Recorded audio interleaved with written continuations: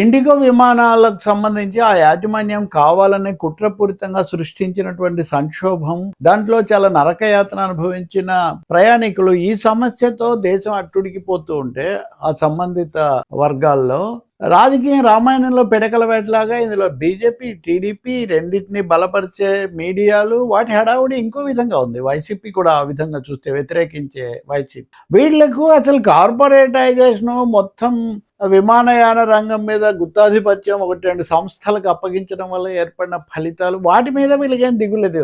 అలా బాధ్యత ఎవరిది?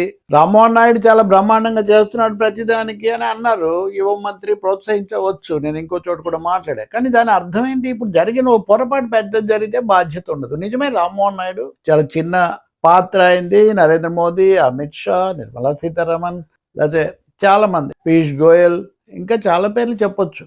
వీళ్ళందరూ అక్కడ ప్రముఖ పాత్రధారులు. వీళ్ళకి సంబంధాలు ముంబైతోనూ వీటితో నేరుగా నాగపూర్తోనే సంబంధాలు ఉండే పెద్ద పెద్ద వాళ్ళు కదా వీళ్ళంతా. ఇలాంటి సందర్భంలో రామ్మోహన్ నాయుడు మీద రిపబ్లిక్ టీవీలో అర్నబ్ గోస్వామి చేసిన వ్యాఖ్య, దానికి దోహదం చేసిన టీడీపీ ప్రతినిధి యొక్క భజన, ఆ భజన కొనసాగటం. ఇప్పుడు మళ్ళీ సెకండ్ రౌండ్. ఇక వెంటనే లోకేష్ను రామ్మోహన్ నాయుడిని లోకేష్ను అర్నబ్ గోస్వామి అన్నాడని వైసీపీ వాళ్ళ సంబరం. ఇదంతా హాస్యాస్పదమైన వ్యవహారం. అర్నబ్ గోస్వామి కరుడు కట్టిన బీజేపీ సమర్థకుడు. ఆయన ఛానల్ ఏర్పడిన తీరే అది. ఆయనకి ఇచ్చిన ప్రత్యేక ప్రోత్సాహం, ఆయన ఒక దశలో అరెస్టో కేసో వస్తే స్వయంగా అమిత్ షా జోక్యం చేసుకున్న తీరు, ఇవన్నీ దేశం అంతా చూసింది. బహిరంగ రహస్యాలు ఇవి. అర్నబ్ గోస్వామి ఎటువైపు ఉంటాడు, ఏ శక్తులు సమర్థిస్తాడు, ఏ పార్టీని సమర్థిస్తాడు ఎవరికి తెలియదు. అలాగే ఆయన the nation wants to know అని దబాయించి ఎవరిని దబాయిస్తాడు? ఏ రోజైనా కానీ అవతల వాళ్ళని దబాయించలేదు. ఆఖరుకు కరోనా సమయంలో కూడా ఈ కుటీల రాజకీయాలకు పాల్పడి దేశవ్యాప్తంగా కూడా జర్నలిస్టులకు ఒక విధమైన క్రెడిబిలిటీ గ్యాప్ తీసుకొచ్చాడు.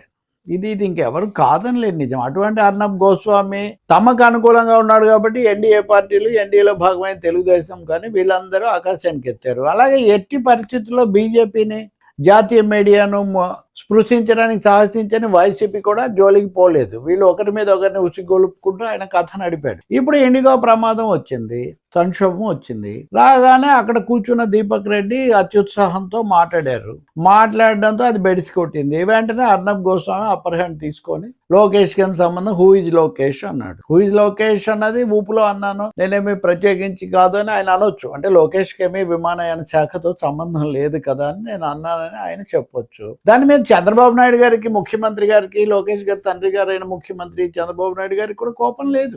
ఎందుకంటే ఆయన నిజమే కదా, అది కేంద్రంలోది కదా, మాకేం సంబంధం, ఆయన అక్కడ చూసుకుంటాడు.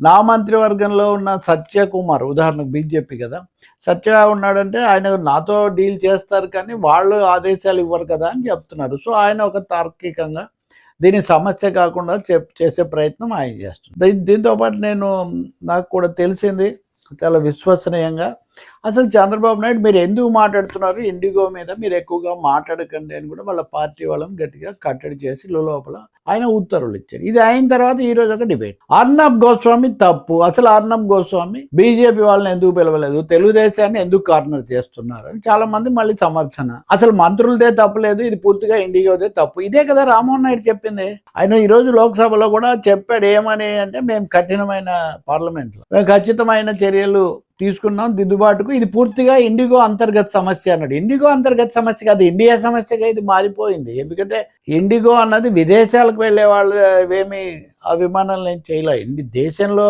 అంతర్గత దేశీయ ప్రయాణాలనే అది దెబ్బతీసింది, ప్రయాణికులను వందల సంఖ్యలో. ఈ విషయాలు ఇంకొక వీడియోలో నేను చెప్పాను. కానీ ఇక్కడ అంశం ఏమి అంటే, ఆ శాఖ, కేంద్రము, విధానాలు వీటికి ప్రమేయం లేదు, అంతర్గత సమస్యన వాళ్ళది. అలా అయితే ఇంకా ప్రతి రంగంలో కూడా ప్రైవేట్ ప్లేయర్స్ వాళ్ళు ఏం చేసినా వాళ్ళ అంతర్గత సమస్యను వదిలేస్తాం. ప్రభుత్వాల నియంత్రణ లేకపోతే నిర్వహణకు సంబంధించిన బాధ్యత ఏమీ ఉండదు. కాబట్టి ఇక్కడ ఉత్సాహం మీరు ఎప్పుడైతే బాగా ఉన్నప్పుడు లేదా బాగా చేశారు మా వాళ్ళని మురిసిపోయారు ప్రతిదానికి కూడా, ఇక్కడ ఒక తప్పు జరిగినప్పుడు ఇంకా జాగ్రత్తగా ఉండాల్సిందని అనుకోవాలి కదా, ఒప్పుకోవాలి కదా. రెండోది, ఇండిగోని ఏమి చేయగలిగిన శక్తి కానీ అవకాశం కానీ రామ్మోహన్ నాయుడు లాంటి ఆయనకు లేదు, మోదీ అంతగా అధికారం ఇవ్వలేదు అనేది కూడా ఒకటి ఒప్పుకుంటే అది వేరే విషయం. ఇంక రెండవది, బీజేపీని పిలిచి అడగాలంటే ఇంతకుముందు ఎప్పుడన్నా అన్నారా? మరి మెచ్చుకోవడం అది జరిగినప్పుడు చెప్పలేదే.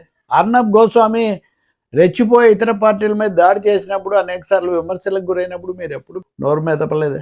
మూడవది, తెలుగుదేశంలో ఏమనెత్తున్న అభ్యంతరాలు ఇక్కడ వైసీపీకి వెళ్ళి వాళ్ళు అర్నబ్ గోస్వామి బాగా అన్నాడు, లోకేష్ను భలే అన్నాడు, రామ్మోహన్ నాయుడిని భలే అన్నాడు, కడిగి పడేశాడు, ఇంకేదో రోస్ట్ చేశాడు, ఇలాంటి హెడ్డింగ్స్తో వాళ్ళు సంతోషపడుతుంది. నేను ఈరోజు చూసిన చర్చ చూస్తుంటే కనుక అసలు బీజేపీని తప్పించడానికే తెలుగుదేశం మీద పడ్డారు, తెలుగుదేశం ఇది చెప్తుంటే అక్కడ పాల్గొన్న ఒక పెద్ద ఆయన, ఒక మిత్రుడు, అసలు ఈ ఓపెన్ స్కైస్ అనే విధానం అంటే ఏమనాలి, పూర్తిగా ప్రైవేట్ రంగానికి విమానం అప్పగించడం అనే విధానం తెచ్చిందే చంద్రబాబు నాయుడు. అంటే లోకేష్ పాత్ర గురించే ఇక్కడ చర్చ జరుగుతుంటే చంద్రబాబు నాయుడు ఏ విధానాన్ని తీసుకొచ్చారు, తర్వాత దేశం అంతా వ్యాపించింది అని చెప్తున్నారు. సో ఇక్కడ అసలు ఒక ప్రతికూల పరిస్థితుల్లో కూడా దానికి ఏదో క్రెడిట్, అది గొప్ప విషయమే అయి ఉంటే ఇండిగో ఇలా చేసిన దానికి ప్రభుత్వం ఎలా అదుపు చేయగలుగుతుంది? ఇప్పుడు హైదరాబాద్ మెట్రోలో కూడా చూసాం మనం, ఎక్స్టెన్షన్ కావాలి మాకంటే మేము చేయలేము, మేము ఇంటికి వెళ్ళిపోతాం. కాబట్టి ఖచ్చితంగా